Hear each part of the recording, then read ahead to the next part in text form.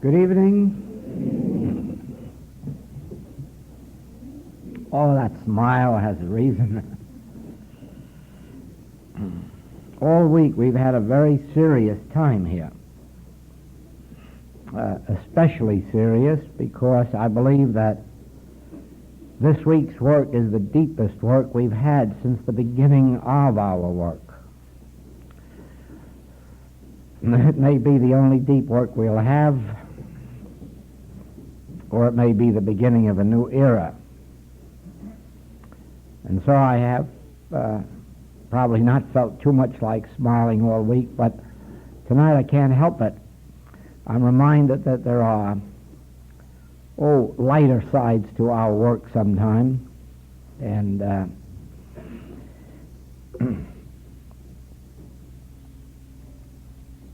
one day I was in my office in my home in Honolulu, and I was reading a letter from a lady who decided that she would like to have a family, but the doctor said it was impossible. And so she wanted to know if I could help her.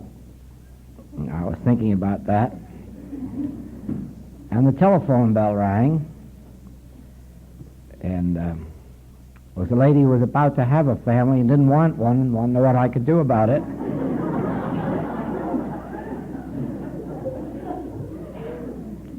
And other things like that have happened. But in the course of this spiritual journeyings, it has so happened that divine grace has set aside these laws of conception at times.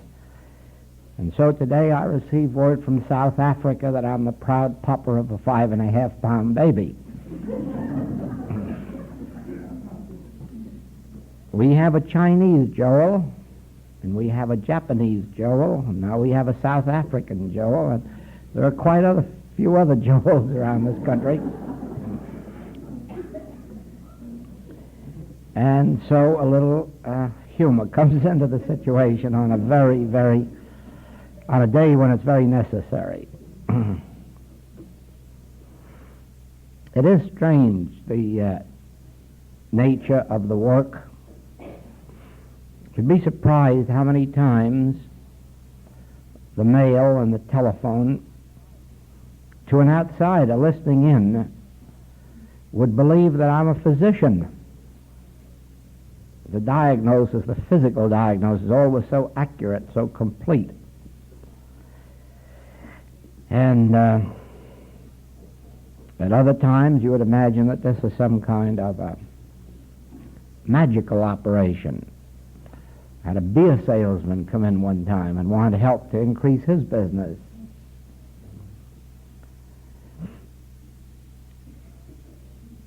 Well, behind all of that is another serious note. Because in our work, none of that enters into the spiritual life or spiritual practice, and yet every single bit of that falls into its rightful place when you understand that the calls that come don't really mean what they say. They are decoys, more or less.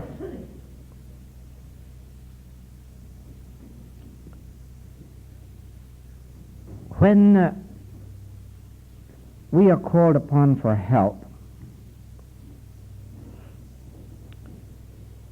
the nature of that help may appear to be a sick person wanting to be well, poor person wanting to be supplied, unemployed person wanting to be employed, or a family without a family desiring one. But actually, what we're being called on for is a demonstration of the presence of the Christ. And there is no situation, there's really no situation that isn't legitimate as far as we're concerned. there isn't a single call that can be made upon us that we can rightly refuse. When you stop to think that we are not being called upon either to produce babies or stop them being produced, or we are not being called upon to increase the liquor business or decrease it, in every one of those cases we are really being asked to reveal the omnipresence of the Christ so that it may make the necessary adjustment in human experience that will reveal harmony. I have in mind just such an experience when many years ago a young woman came to my office in tears because she was about to have a family, or knew that she was to have a family, and couldn't see where it fit into the picture. And I took that call very seriously, not from the standpoint of what she was implying, but from the standpoint that probably above all people, this one needed most the touch of the Christ, the touch of the Spirit, and it proved so to be. Because when quiet was felt, when peace was felt, some days later an inner unfoldment took place, this woman realized the nature of the gift that she was to receive, and in the years that have gone by since then, it has proven to be just exactly that, a gift of God, which at the moment wasn't understood and only became understood in the light of what the Christ must have revealed in her consciousness. In the same way, I had a man many years ago who was a bank teller and who left the bank with $20,000 of the bank's money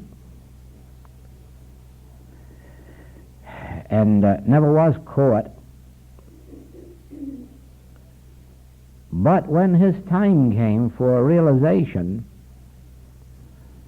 and I had the opportunity to spend 6 months working with this man, the most wonderful experience came out of it for him, for his wife, for the bank, for a judge who eventually handled that case and allowed that man to go free.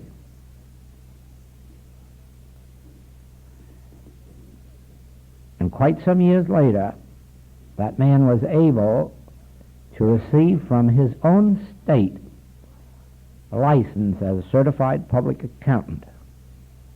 And those licenses are very rare in such cases.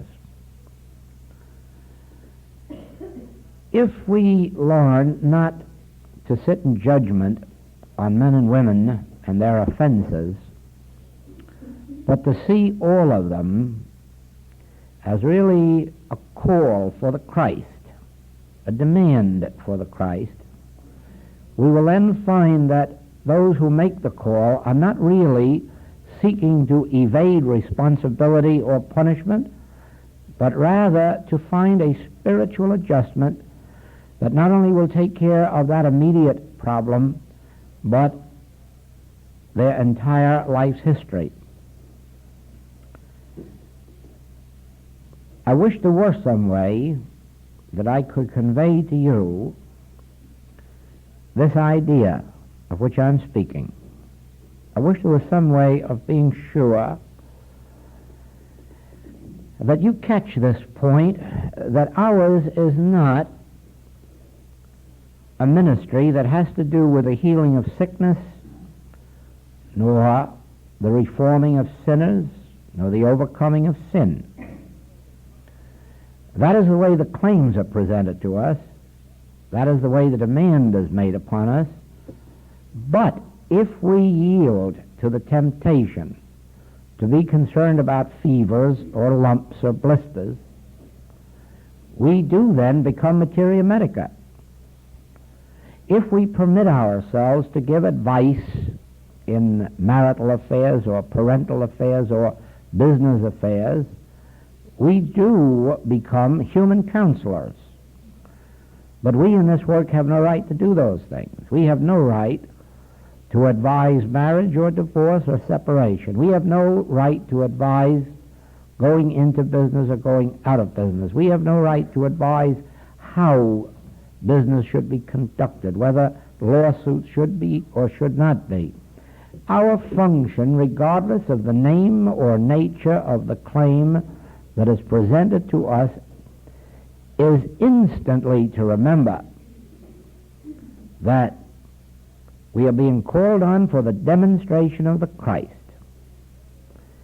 If you were to go to Jesus Christ, knowing as much truth as you know now, you would never think of him as either a physician or a counselor, but as a revelator of the Christ. And so in the wisdom that you have gained through study, you would more likely go to him and say, just let me sit here until I feel or see or realize the Christ. That will be enough, because I know that that realization of the Christ will make any and every necessary adjustment in my affairs, even to lifting me out of humanhood into my spiritual identity. Probably when you call upon a practitioner or teacher for help, you still use the language of the original metaphysics, that is, to say, I have a fever, will you do some work, or I have a blister, or I'm unemployed. But even if you use that language, the time has come for you to know that when you call upon a spiritual minister, actually you are expecting that minister to reveal a spiritual presence and power in your affairs. You are looking to that one to reveal Christ. And then let the Christ multiply loaves and fishes, if that is the need, or raise the dead, open the eyes of the blind, unstop the ears of the deaf. But when you are called upon, then is the time when you have to rise even higher than when you ask for help. When you are called upon, you dare not think in terms of healing a cold or relieving one. You dare not allow your thought to enter the physical realm, because if you have accepted the responsibilities of this ministry, you are saying to the world, my kingdom is not of this world. Don't ask me for anything in this world, not even anything good.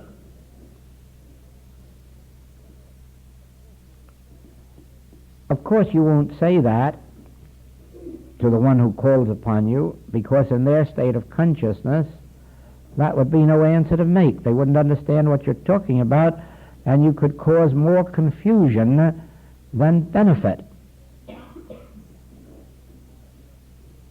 That would be like saying to a person in severe pain, oh, you haven't got a pain, it isn't real.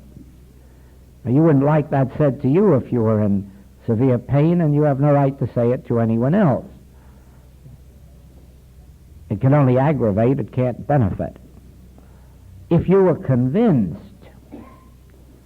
of the unreality of pain, of disease, you would say, of course, I'll help you immediately.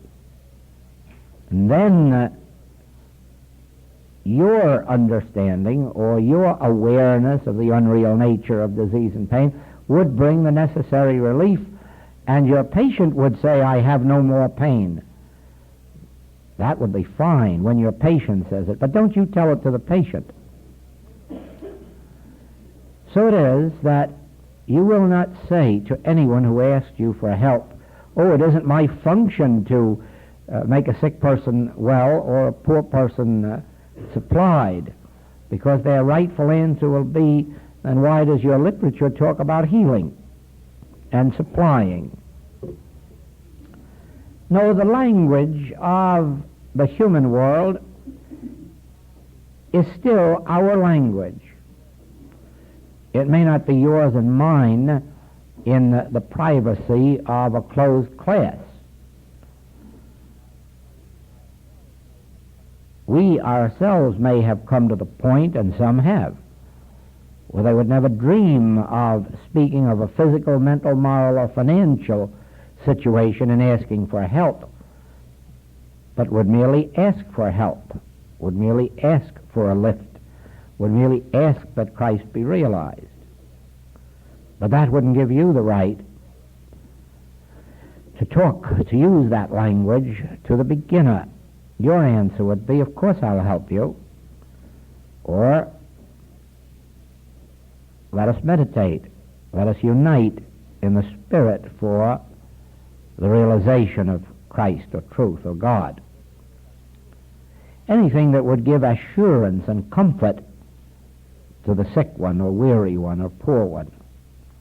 But within yourself, and that's what I'm speaking of tonight, within yourself, do not permit yourself to come down to the level of physical, mental, moral, or financial manipulation.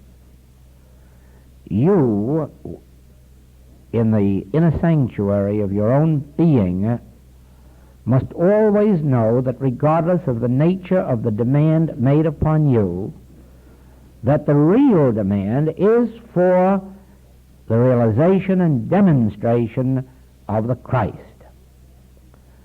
When you can be still and feel a spiritual presence or hear the still small voice, then you are a spiritual minister and your work has been performed. Your function has been performed and your work is complete. You do not have to know any truth about the body.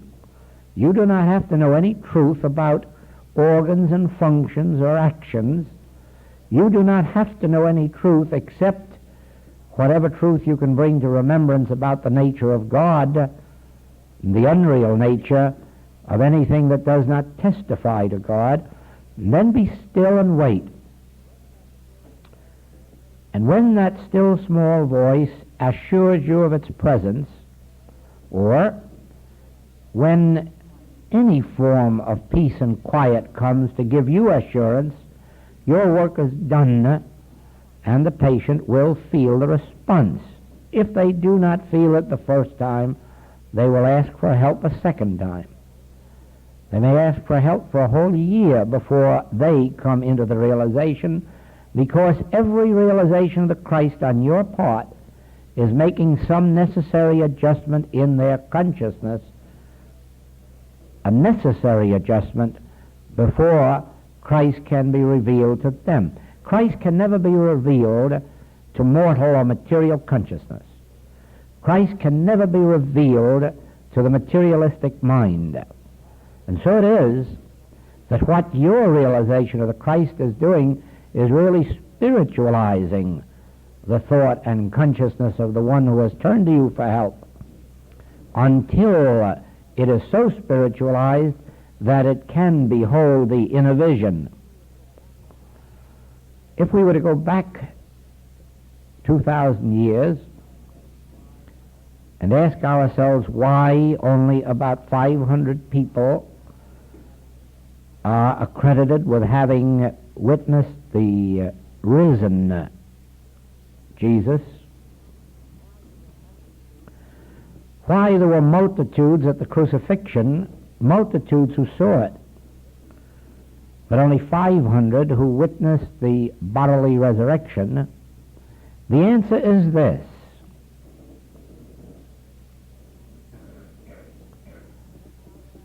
when Jesus stepped out of that tomb, he stepped out of it in the same form that you and I will step out of our tombs when we outwardly seem to pass on. In other words, there isn't one of us that will ever remain in a tomb longer than 3 days. Most of us will never even get into the tomb. We will have arisen before even the burial takes place. But Do not expect all your friends and relatives to witness you walking the earth again. Only those attuned to spiritual vision will be able to see you on earth when all of the others are sure they have left you out at the cemetery. You won't be there. You won't even start out there. As a matter of fact, the Master wouldn't have been in the tomb 3 days except that he chose to be for the demonstration. You see, in the Hebrew faith, the spirit hovers around, is supposed to hover around for 3 days after death. And so, had he appeared visibly before the 3 days, they would never have believed that he died. So he had to die for 3 days in order to be accepted as really dead, in the same way that he couldn't go to Lazarus' tomb until the 4th day. Because had he raised him on the 2nd or 3rd day, they would have said, as our good friends would today, oh, well, you see, he never really died. He still was around. It was only the 1st or 2nd day or 3rd, and so that wasn't difficult. But by the 4th day, even to the Hebrew faith, you're officially dead. And I presume that with us, if someone should raise us from the dead before the embalming, the excuse will be, well, he wasn't really dead, you see. But if we first permit the embalming and then raise from the dead, they will have to admit we really were as dead as dead. Now then, those in that frame of mind will never believe that we were resurrected. Never. They are so completely convinced of death that they cannot accept resurrection except as a curiosity that they would like to see but never will see. I had an experience one night with a man. I had talked that night for about 6 hours to a group of inquirers, and many of them were pretty well convinced that I had something or was saying something true. But one of these men said, "You nearly had me convinced. But then I remembered how much you talked about healing, spiritual healing, and of course that woke me up. I knew that was impossible. There is no such thing as spiritual healing, and you know it as well as I do. Nobody could ever be healed by prayer unless they had the aid of doctors and medicines," to which there was no answer, except that he said, "You couldn't really prove a healing, could you?" And I said, "No, that's absolutely right. I never could prove it." Ah, you see, I was right. Just expecting us to believe something that you can't prove. No, I said, you can't prove it. There's scripture for that authority, that though you raise them from the dead, they will not believe. That's very right. That's very correct. I cannot prove it. I can say this to you, that those who experience a healing need no proof.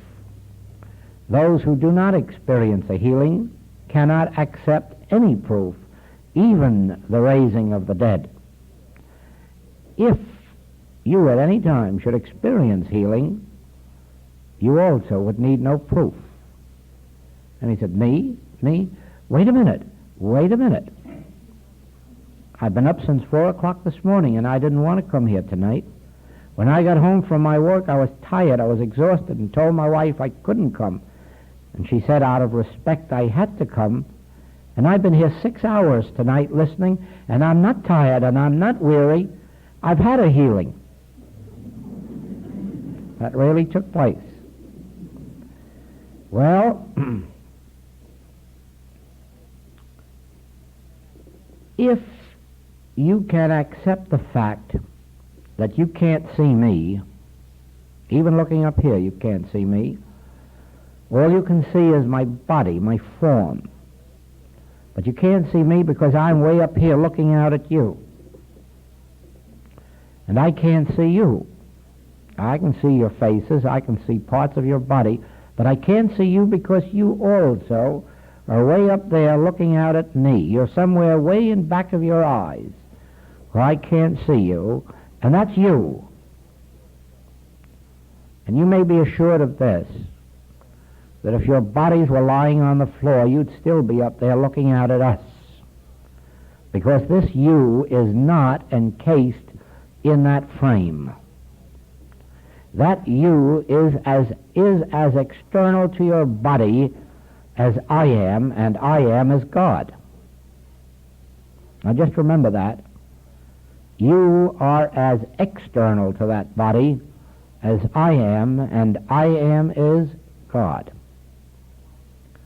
You see, we are not form, nor are we in a form, but the real identity of us animates this form, and if you were to destroy it, we would immediately animate another one. For the simple reason that that of us which is I can raise a new temple 3 days from now, 3 minutes, 3 hours from now.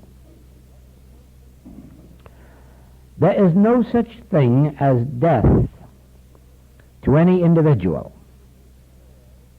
And that which we call the death of the form is an experience that comes to us only because of a universal acceptance of birth, maturity, and death. As a matter of fact, your body does die. As a matter of fact, your body has died many, many times since you were born. There probably isn't a drop of blood in you at this moment that was in you a year or two ago. There probably isn't a pore of your skin or a hair of your head that you had a few years ago.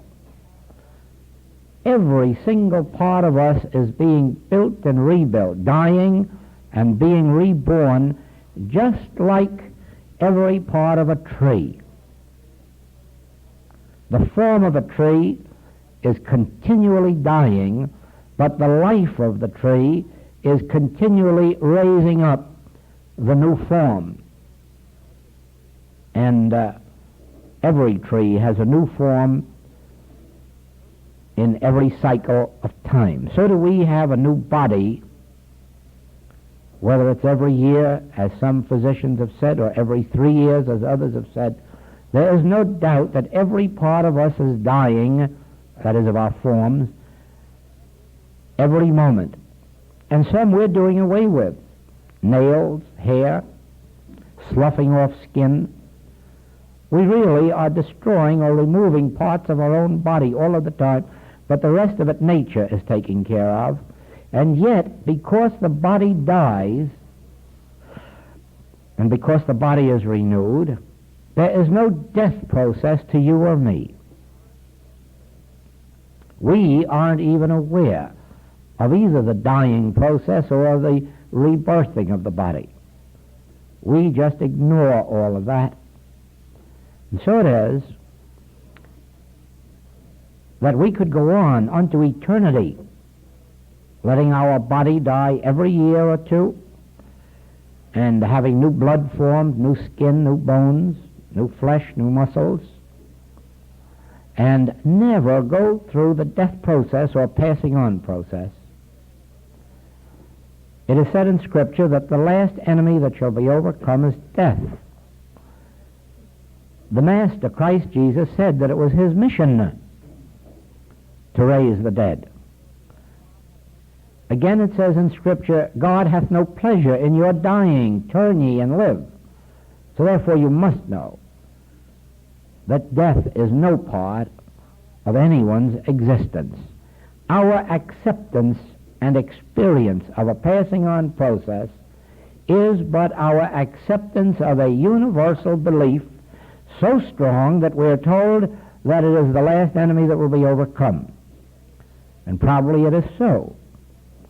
It may take many, many generations before we come to the place of saying, I need not die. I take no pleasure in my dying. I is God. I raise up this temple every 3 years, every 3 days, every 3 months. I am continuously renewing this body. I, the Christ of God, the reality of me, is forever about the Father's business of sloughing off and rebirthing, renewing, restoring, resurrecting. When that day comes, it will have to bring with it, of course, the realization that there is no such thing as old age, because just living a lot more years and carrying around a weak, decrepit body for somebody else to bathe or feed or support wouldn't add much to the comfort of the world. So it is that along with our realization of life eternal will have to come a realization of an activity to either take the place of earning a living or a way of continuing a higher form of activity. It is very much like what the world has been going through in this past generation and now has to look forward to in the next generation. That is, the reduction of the ordinary work week from 48 hours to 36, and now the possibility of 30 hours. And no reason why it shouldn't come. The only tragedy would be if it came before men knew what to do with those extra hours that they weren't employed. It would be a tragedy if it came during these days of television and wrestling matches and boxing matches and detective stories and confidential magazines. It would be a horrible thing to look forward to, wouldn't it, that men would have 6 more hours a week to indulge themselves in those things? But so it is with us. It would be a terrible thing, too, for us to demonstrate life eternal and not be satisfied with raising our families, starting to raise our grandchildren, then decide we're now alive, we'll have to take over the great-grandchildren, too. No, we will have to learn some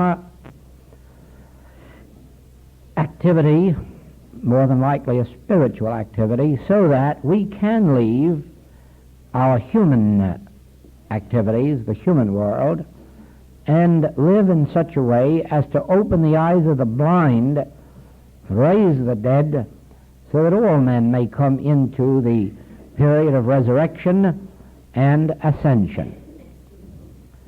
Well, the point, I suppose, is this. I hadn't thought of it until this second, that this is the week of resurrection, isn't it? The Holy Week. And probably that brought it to light. Because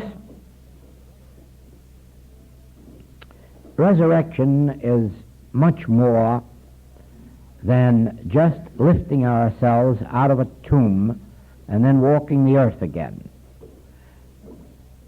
Probably there was a good reason for the Master doing it, but there would be no reason for our doing it except as a circus performance. If we are to demonstrate the resurrection so that the world may benefit, we will have to do it before the period called death, before the period called transition or passing on.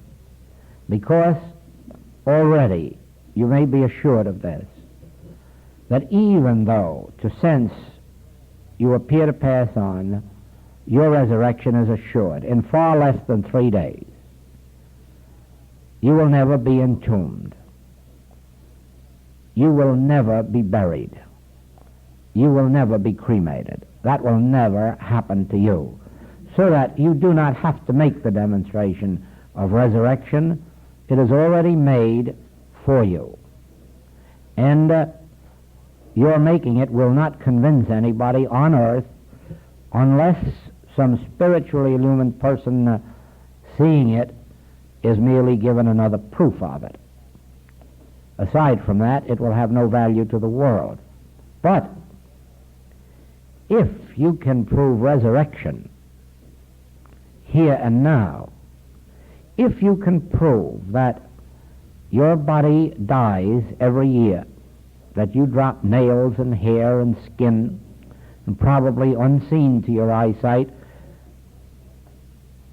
muscle, flesh, bones, and that your body is renewed year by year, so that you go on in youth, vitality, strength, maturity, in the fullness of maturity, in the fullness of mental faculties, in the fullness of harmony, then you will be showing forth something to the world, just like some of those who many of us have known, who have been active in their metaphysical and spiritual work when they were in the 80s, when they were in the 90s, when they were at 99 and 100, showing forth the full vigor of manhood and womanhood.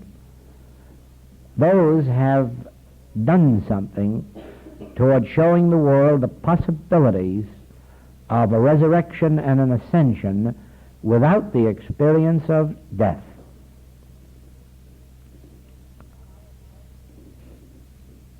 At our present stage of unfoldment, there is a call that each one of us leave this plane of existence. In the present world set up, if you will, that way, nature set up, there seems to be no purpose for our remaining on earth indefinitely, visible to human sight. So that to every man and to every woman in this present age and in the foreseeable future, there will be a transition from earthly sight. The world may call it death or passing, but it will not be that, and you will know that by the fact that they do not get kicked out of the body, they walk out of the body. We will not lie around in endless years of torture and then give up the ghost, but we will quickly and painlessly walk out to our next experience, because our next experience is one that is absent from human sight. Whether that will always be, personally I doubt. I'm sure the day will come, I'm convinced inwardly that the day will come when the world will continue endlessly visible to each other, that we will never age past the point of maturity, and that we will maintain the full vigor of maturity throughout all time. But that time isn't here now, because we are still dealing with time and space and the question of how will so many live on earth when the earth is limited to so many miles in circumference. It will only be when it is discovered that the world is not 25,000 miles around, and it isn't, but it will only be when it is discovered that we will all realize there is a place for all of us to continue forever. And that you can only realize in proportion as you look in the mirror and realize that you aren't standing there in form, that you are looking out at yourself from behind your eyes, and that you isn't occupying space. As a matter of fact, you will learn one day that that you is me, that you is all of us, that all of us really isn't all of us at all. It's only one of us, but that one is God. And then you'll see why it will not be necessary for anyone to pass from here to there, visible or invisible.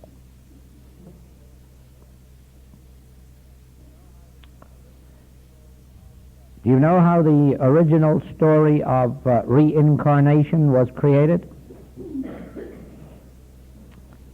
Back in the very earliest experience in India, in the very first days of religious teachings, it was taught that people die and go to heaven. Sooner or later, everyone reached heaven. And of course, you know from the questions that are asked you what questions would be asked of those priests and ministers. Now, if everybody dies on earth, that makes room for others to come on earth. But if everybody goes to heaven and stays there, how do they have room up there? And that was a puzzler until someone thought out the idea of reincarnation. And so now it's permitted to empty out heaven every once in a while and send them down to earth, make more room for others to come up.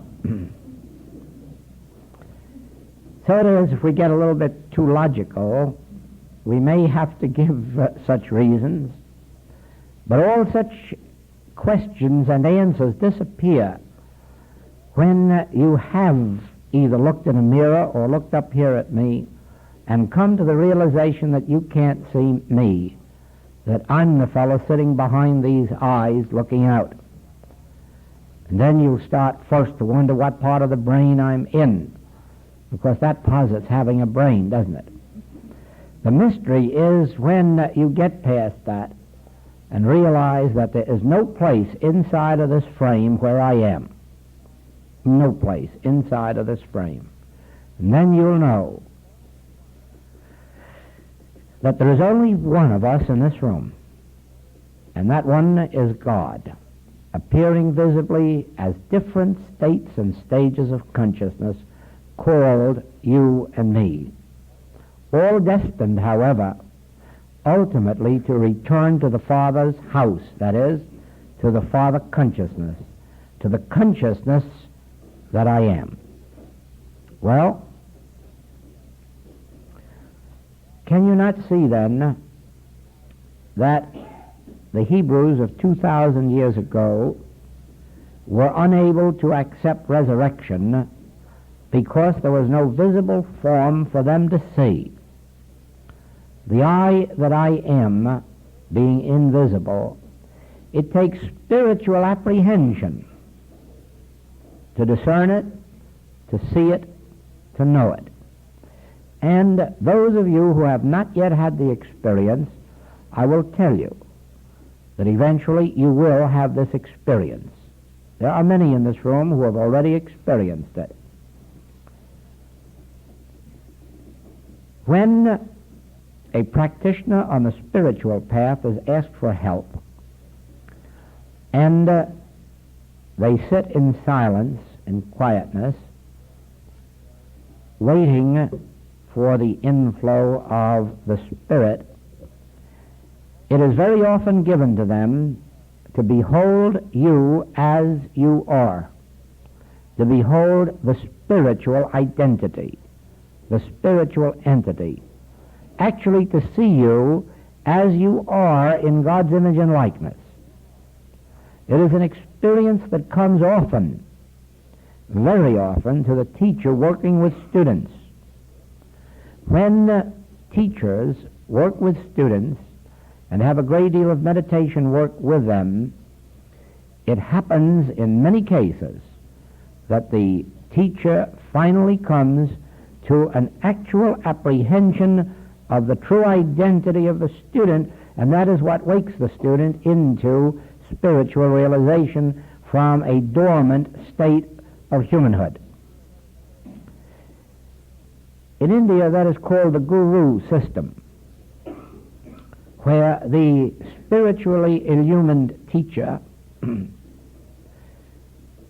being with and meditating with the student over a number of years, finally reaches right through to the center of that student's being, and there beholds the Son of God.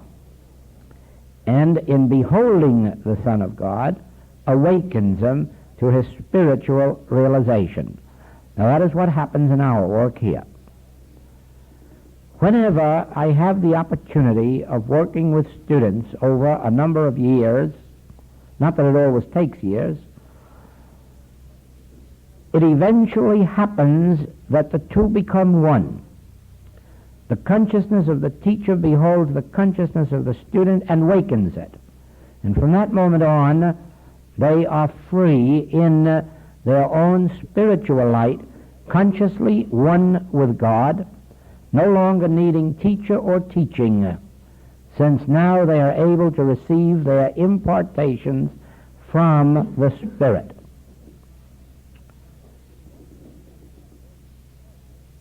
It is only in this present state of our spiritual ignorance that these experiences are rare. Well, they're rare because there are not many Occidental teachers who have achieved that conscious union that makes this possible. That's number one. In days to come, there will be more such teachers. Number two, there are not many students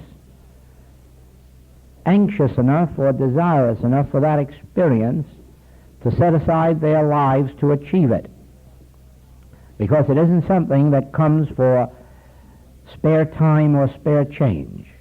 The way is straight and narrow, and few there be that enter in. It requires devotion, wholehearted devotion, not for any reason, because there's no benefit to be gained so far as the world is concerned. As a matter of fact, just the opposite. In gaining this, you lose the world. And so it is that there are not many who have realized that there is a spiritual kingdom called my kingdom, that there is a peace that has nothing to do with an amount of money or an amount of honors or an amount of grandchildren or an amount of something else that is of this world. A peace that transcends anything known to human sense. The few students of the Occident who have realized that such an experience is possible have embarked on that search for God realization. And nothing is going to prevent their success, because they have reached a stage where nothing less would satisfy them. Now, that doesn't mean ignoring our duties or family responsibilities. It means coming into such spiritual demonstration that these fall into line, making everything else possible. It doesn't mean running away from our families and chasing off to India for a master or anywhere else in the world for a teacher.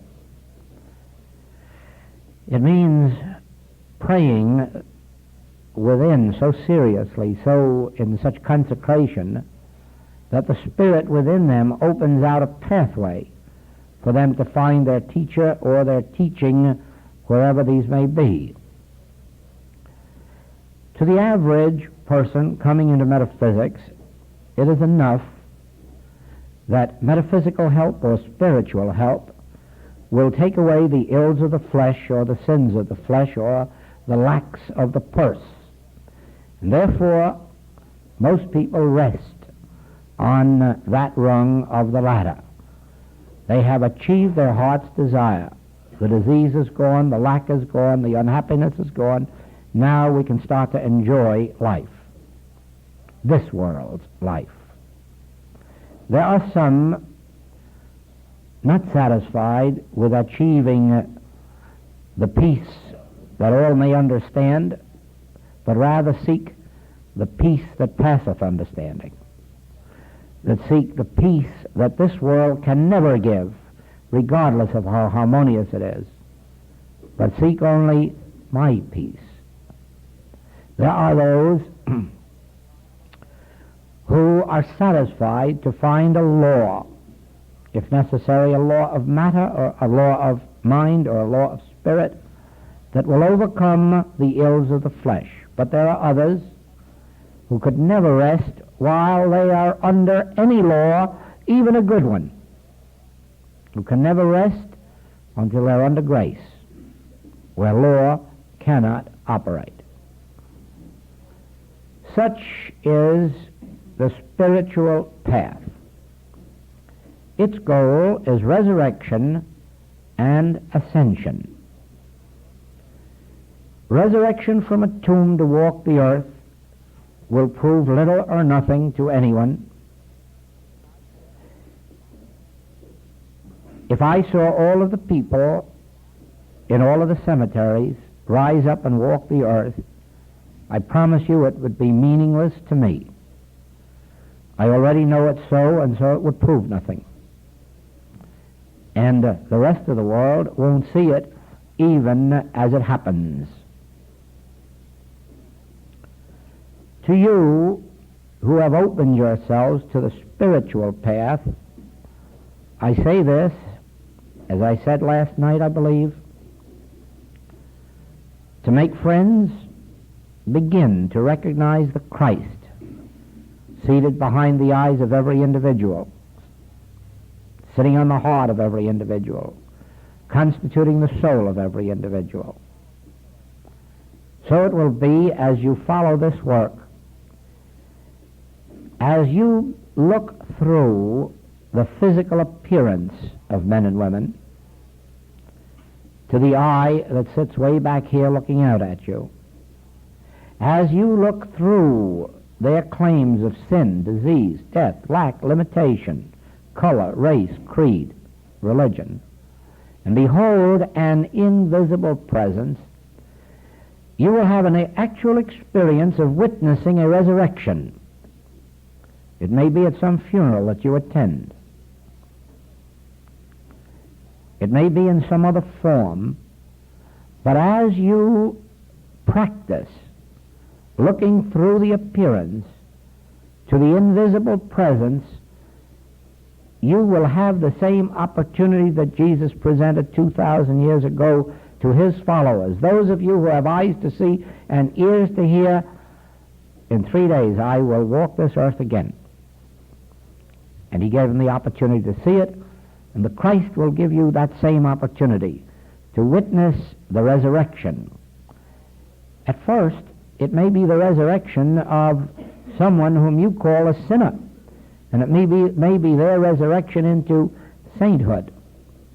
It may be the resurrection of a dying person lifted up into spiritual health. Because you must remember that this spiritual path of ours is made up in this age mostly of the living dead and the sinners. Our practitioners and teachers of today have all either been at death's door, or very sick, or very sinful, or very poor. They are all bearing witness to resurrection from some very low states of humanhood, virtually dead states of humanhood. As a matter of fact, if you were to investigate the history of the practitioners and teachers who are really known for good healing works, who are really known for living spiritual lives, you will usually find that they are individuals who have either been at death's door physically, morally, or financially, and have been raised up again by the power of the Spirit and lifted up into newness of life, so that now when you look at them, you are looking at what the world calls saints. They weren't always that way. They were dead in sins, or dead in disease, or dead in poverty, but now they are alive again in spirit. You may witness that form of resurrection before you witness the other form. That is, actually witness those who have passed on being raised up again. That experience lies before you if you are serious enough, if you go far enough in your meditations, not in your conversation about truth and not in your discussions about truth, because I can assure you that none of these things will ever be revealed to you through discussing truth with anyone or talking about it with anyone. These things will only be revealed to you as you stop discussing truth, stop talking about it, and begin to live with your own inner being. The fewer words you use of truth on the outer plane, the greater evidence there will be to your attainment on the inner plane until such time comes as you are imparting truth to a student. But trying to convince someone, or trying to sell someone, or trying to give it to someone can only result in your losing it yourself. When you are called upon to present a spiritual message to others who seem to be in need, confine yourself to the fewest possible words. Let them give some indication of their interest by being willing to read something or hear something, but not from you. The least part that you play in it, the greater part you give to the Spirit to influence them, instead of you humanly convincing them. Convincing them may prove difficult.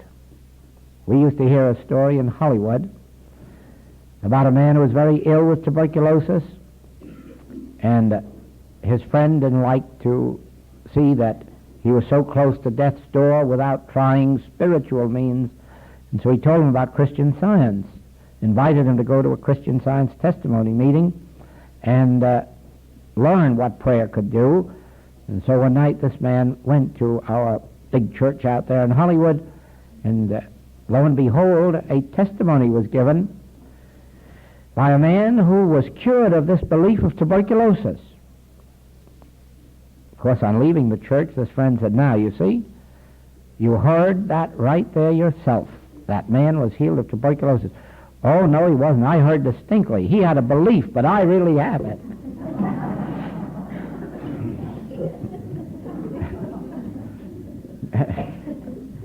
It isn't easy to convince anyone, more especially if we get absolute in our language.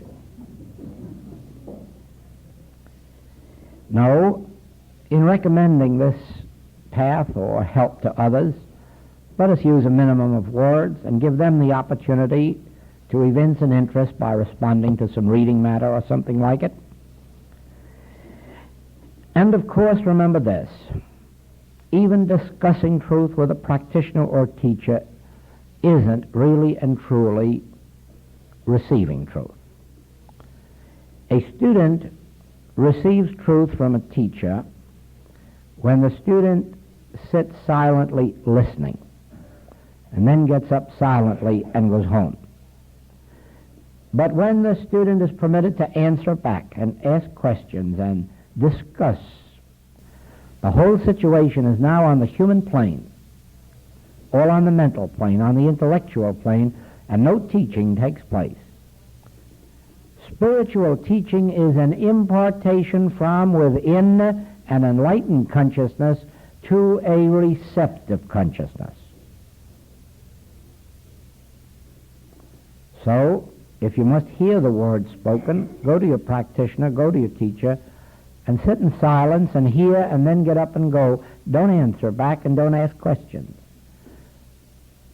If questions are to be asked, state them, get the answer, but don't discuss them. Don't come back with an if, and, or but. That is not spiritual teaching, nor is it spiritual learning. The attitude for spiritual teaching is that the teacher is at that moment the master. The student is at that moment the student. And no student who is a true student will ever believe that they know enough to discuss truth with a teacher. No teacher will ever believe that truth can be learned by discussion, by conversation, by the question and answer method. It can only be by impartation of the word to the receptive thought.